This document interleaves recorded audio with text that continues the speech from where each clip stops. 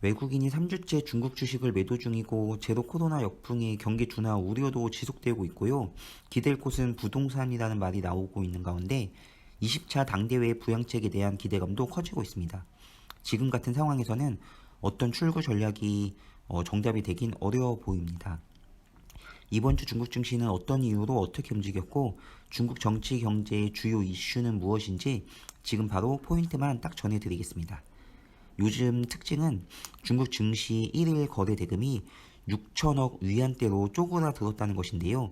한참 우상향 돌진할 때는 매일같이 거래 대금이 1억 위안을 넘었습니다.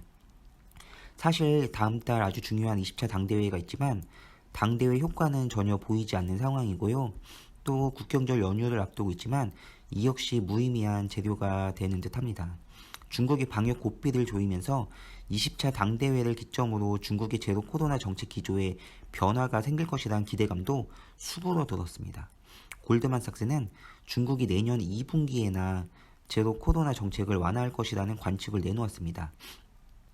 기댈 곳은 부동산이라는 전망이 나오는데요.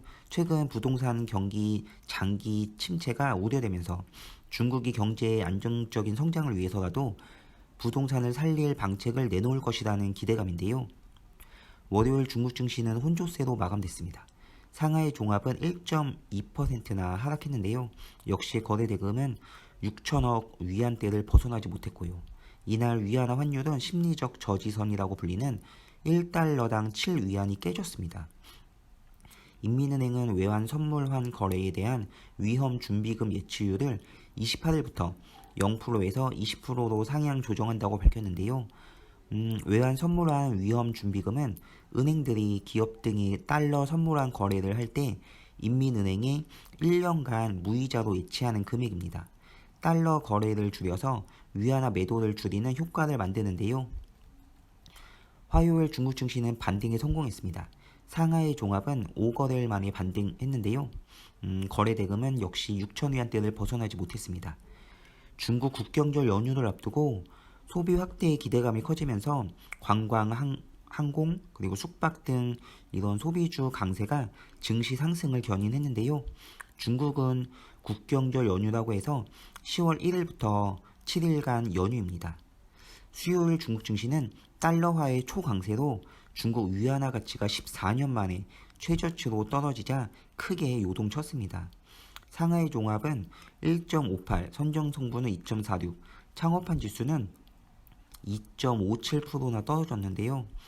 증시의 급락은 달러 강세의 영향에 경기 둔화 우려 등 요인이 복합적으로 이렇게 작용한 것으로 분석됐습니다.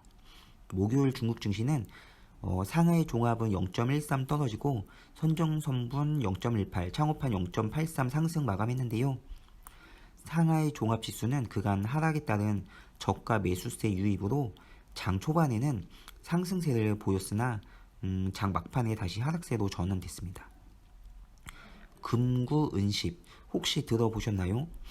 중국 주식시장에는 금구은십이라는 말이 있습니다.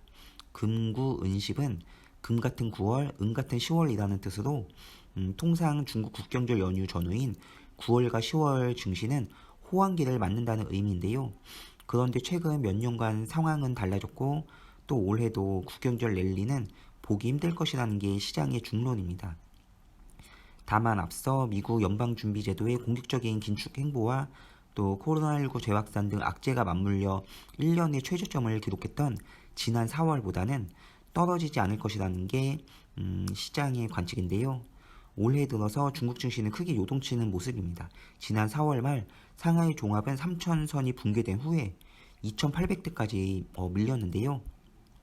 이후 중국 당국의 경기 부양책 등에 힘입어 바닥을 치고 가파르게 오르면서 7월 고점을 찍었으나 부동산 경기 침체와 미국의 3연속 자이언트 스텝 그리고 중국 내 코로나19 재확산, 전력난 등의 악재로 인해서 3분기 들어서 주가가 다시 추락하고 있습니다. 중국 증권사들이 과거 20년간 국경절 연휴 전후 A주 등락 추이를 분석한 결과 연휴 전에는 통상 하락했다가 연휴 뒤 반등하는 경우가 대부분이었는데요. 최근 20년, 10년, 5년 동안에 국경절 연휴 전 상승 확률이 각각 40%를 차지했고 연휴 뒤 상승 확률은 75%, 90%, 80%에 달하는 것으로 분석됐습니다. 특히 2019년부터 2021년까지 3년간 직전 5거래일 상승 확률이 제로였는데요. 직후 5거래일간 확률은 매우 높은 것으로 나타났습니다. 대부분 금융, 소비 등 대형주를 위주로 상승 랠리를 보인 것으로 나타났습니다. 하지만 올해는 좀 달라 보입니다. 최근 중국의 공격적인 기준금리 인상 기조와 달러화 초강세에 따른 위화나 약세 여파로 중국 증시가 타격을 입었는데요.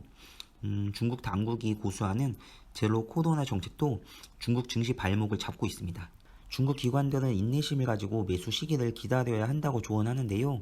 일부 전문가들은 10월 국경절 연휴를 보내고 시장 진입 기회가 찾아올 것이라고 전망하고 있습니다.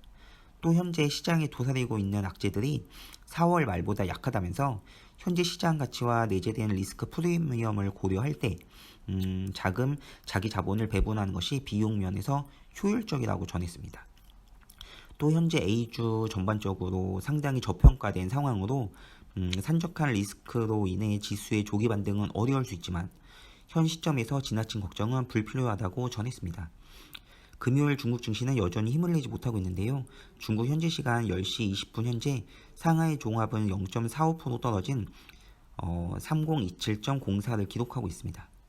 이번 주도 역시 하락장을 연출했고 최근 3개월간 흐름을 보면 이렇게 낙폭이 심한 것을 볼 수 있습니다. 지카페TV는 계속해서 중국 증시 상황과 중국 정치 경제 상황을 살펴보면서 주말 특집을 통해서 중요한 부분만 잘 정리해서 중국 주식은 지금 코너에 올려드리겠습니다. 구독과 좋아요도 부탁드립니다. 감사합니다.